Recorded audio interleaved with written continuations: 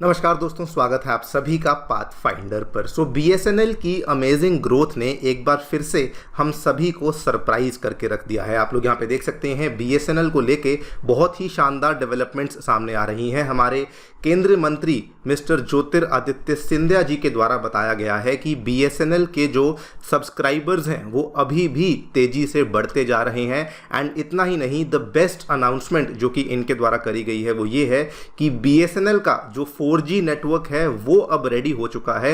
And इसमें भी जो बेस्ट पार्ट है वो ये है कि ये वाला जो 4G नेटवर्क है ये हमारा एक होम ग्रोन यानी कि विदेश निर्मित 4G नेटवर्क है जिसको कि बीएसएनएल यूज़ और डिप्लॉय करने वाला है। ये अपने आप में बहुत बड़ी डेवलपमेंट इसलिए मानी जाती है दोस्तों, क्योंकि अगर आप जियो या फिर एयरटेल या फिर इवन वोडाफोन आइडिया की बात करते हैं तो इवन दो ये वाली जो कंपनीज हैं ये कहती तो हैं कि हम लोग भी हमारे home grown 4G 5G networks को तैयार करने के प्रोसेस में लगे हुए हैं, लेकिन सच्चाई असल में ये है कि इनका जो भी 4G और 5G के कोर नेटवर्क्स हैं इसके लिए जो भी इक्विपमेंट है इन्होंने बाहर के देशों से ही इंपोर्ट करा हुआ है। वहीं पर अगर आप बीएसएनएल की बात करें तो thanks to the development of home grown 4G network अब हम देख रहे हैं कि बीएसएनएल में बहुत सारे नए नए कनेक्शंस देखने को मिल रहे हैं। बल्कि एक रीसेंट रिपोर्ट है जो कि आज मॉर्निंग में ही सामने आई है जो कि बताती है कि बीएसएनएल के जो टारगेट्स थे,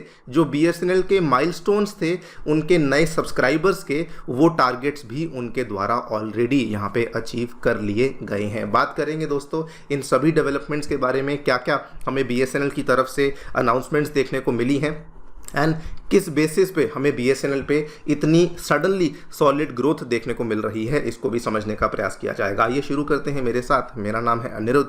यदि आप लोग हमें फॉलो करना चाहते हैं, हमारे लेक्चर्स के अपडेट्स को प्राप्त करना चाहते हैं तो यहाँ पर दिए गए टेलीग्राम चैनल्स के माध्यम से ऐसा कर सकते हैं। आगे बढ़ने से पहले बताना चाहूँगा कि अनअकैडमी के ऑफलाइन सेंटर्स अब नई दिल्ली के करोलबाग और मुखर्जी नगर में आ चुके हैं। इवन उत्तर प्रदेश के प्रयागराज में हमारे सेंटर्स आ चुके हैं। सभी ऑफलाइन सेंटर्स में जीएस कोर्सेज के साथ साथ CSAT, essay writing classes, current affairs coverage and test series जैसी सभी सेवाएं अवेलेबल करवाई जाती हैं।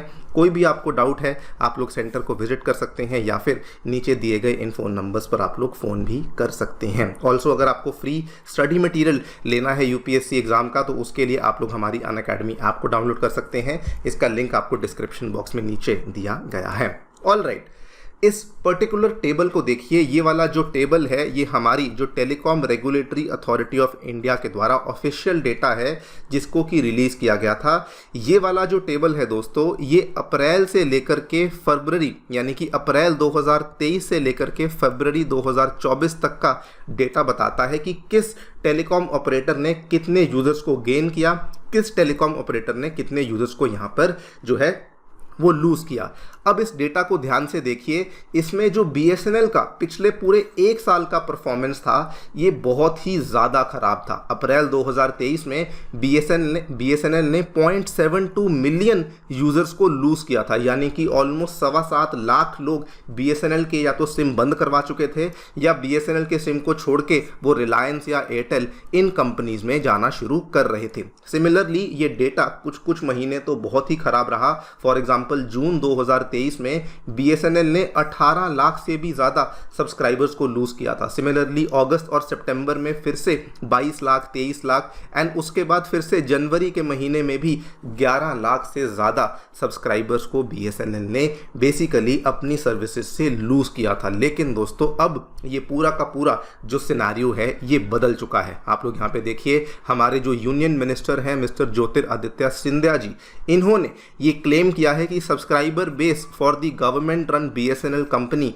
ये तेजी से बढ़ता जा रहा है एंड साथ में हमारा जो होम ग्रोन 4G नेटवर्क है ये भी अब तैयार हो चुका है, जो कि केवल 4G के ही लिए नहीं बल्कि साथ में 5G के लिए भी काम करने में सक्षम माना जाता है। अगर बात करें कि सब्सक्राइबर बेस सडनली बीएसएनएल के नेटवर्क के लिए अब हमें क्यों बढ़ता हुआ देखने को मिल रहा है, एक रीज़न आई थिंक आप सभी जानते हैं। पिछले पूरे महीने में हमने देखा था किस तरीके से जियो, एयरटेल और वोडाफोन आइडिया के द्वारा अपने जो टैरिफ्स हैं उनको सडनली बढ़ा दिया गया था। फॉर एग्जाम्पल अगर मैं आपको आपको केवल एक उदाहरण दूं तो पूरे एक साल का जो टैरिफ होता है वो एयरटेल और रिलायंस ने अब इंक्रीज करने के बाद दोस्तों 365 डेज का जो टैरिफ है वो 3600 के आसपास पहुंच गया था। लेकिन वहीं पे अगर आप BSNL की बात करते हैं तो ये वाला जो टैरिफ है ये केवल आपको 2395 यानी कि 2400 रुपये के आसपास ही देखने को मिल रहा था। This was the major reason जिसकी वजह से पिछले महीने हमने देखा कि बहुत सारे लोगों ने जियो और एयरटेल को चूज़ करने की बजाय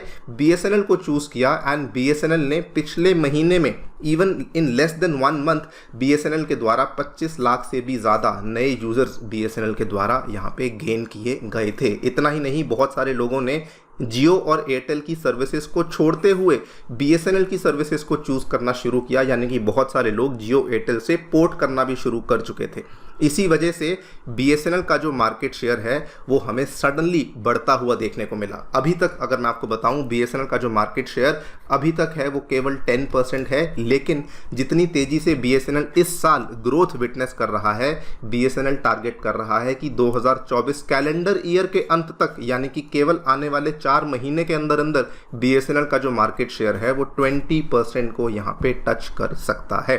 रही बात BSNL के नेटवर्क की, इसको लेकर बहुत सारे सवाल, बहुत सारे क्वेश्चंस रेस किए जाते थे कि इवन दो टैरिफ कम है लेकिन चूंकि नेटवर्क इशू है तो हो सकता है BSNL में उतने ज़्यादा सब्सक्राइबर्स हमें देखने को ना मिले। लेकिन दोस्तों अगर आप यहाँ पर लेटेस्ट डेटा को देखें तो चूंकि आंध्र प्रदेश में अभी हम देख रहे हैं कि BSNL ने 4G रोल आउट करना शुरू कर दिया है, तो वहाँ पर अब सडनली हमें नए नए कनेक्शंस देखने को मिल रहे हैं। केवल आंध्र प्रदेश का डेटा है कि जुलाई महीने में 2.17 लाख न्यू कनेक्शंस देखने को मिले हैं। और वहीं पर हमारे जो अगेन यूनियन मिनिस्टर हैं मिस्टर सिंधिया, इन्होंने कहा है कि अक्टूबर के एंड तक हम लोग 80,000 4G टावर्स को लगा देंगे एंड मार्च के एंड तक, यानी कि मार्च 2024 के एंड तक हम लोग 21,000 नए 4G टावर्स को भी यहाँ पे डिप्लॉय कर देंगे, जिसका मतलब मोटा मोटा अगले साल मार्च 2025 तक हम लोग 1 लाख टावर्स को ऑलरेडी यहाँ पे डिप्लॉय कर चुके होंगे। इसके पीछे एक बड़ा रीज़न ये भी है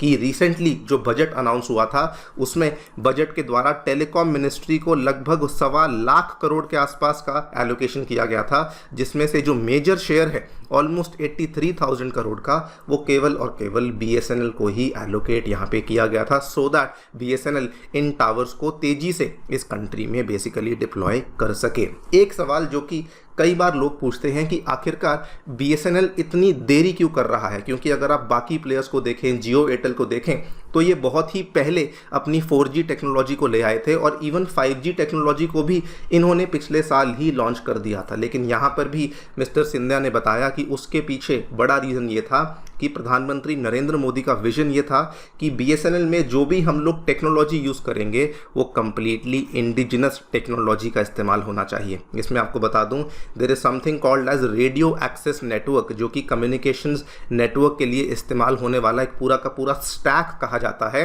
एंड यहाँ पर जो हमने रेडियो एक्सेस नेटवर्क BSNL में इस्तेमाल हो रहा है उसको कम्प्लीटली विदेश निर्मित एक नेटवर्क है जो कि बनाया गया। और इसके साथ ही, बल्कि इन्होंने बताया कि इसके साथ ही India has become the 5th country to have its own indigenous technology. तो ये एक बड़ी बात है जिसकी वजह से थोड़ा सा डिले देखने को मिला, लेकिन इवेंचुअली अब हमारा जो नेटवर्क है वो इंडिजिनस इक्विपमेंट के ऊपर ही हमें देखने को मिलता है। इसको लेकर BSNL ने बहुत सारी कंपनी से हेल्प ली थी, जैसे तेजस नेटवर्क्स हुआ, TCS हुआ, C-Dot हुआ, एंड उसकी वजह से हमारा जो ये पूरा का पूरा काम था ये थोड़ा सा डिलेड होता हुआ देखने को मिला। साथ में ये भी बताया गया है कि ये 4G कोर इसी तरीके से बनाई गई है कि इसके ऊपर 5G को भी आप लोग इस्तेमाल कर पाएंगे। जो इनफैक्ट जियो एयरटेल की जो 4G कोर्स हैं वो भी इस तरीके की ही 4G कोर्स हैं जिनके ऊपर आप 5G का भी लाभ ले सकते हैं। ऑलमोस्ट सिमिलर तरीके से BSNL का भी 4G कोर वैसे ही दोस्तों यहाँ पे तैयार किया गया है। अब इसी की अगर आप तुलना करें तो जियो एयरटेल इवन दो ये कहते हैं कि हम लोग जो हैं 4G 5G स्टैक विदेश निर्मित बनाने की कोशिश कर रहे हैं, इंडिजिनसली तैयार करने की कोशिश कर रहे हैं, लेकिन the fact of the matter is कि जियो एयरटेल के द्वारा एरिक्सन, सैमसंग और नोकिया, ये सारी दोस्तों विदेशी कंपनियां हैं। नोकिया फिनलैंड की कंपनी है, ये कोरिया की कंपनी है, एरिक्सन जो है ये स्वीडन की कंपनी है। इन्हीं कंपनियों से, इन्हीं देशों से इक्विपमेंट को यहाँ पे लिया हुआ है, जिसके बेसिस पे इतना fast rolling out in companies के द्वारा हमें देखने को मिलता है। खैर आई थिंक BSNL बहुत आगे आ चुका है, बहुत ग्रो कर चुका है एंड हम यही उम्मीद करते हैं कि इस साल के एंड तक BSNL वाकई में जो मार्केट शेयर गेन करने का प्रयास कर रहा है उसको वाकई में गेन कर सके। बाकी आप लोग जो भी सोचते हैं हमें डेफिनेटली बताएं कमेंट सेक्शन में। Thank you so much for listening, stay tuned and stay safe.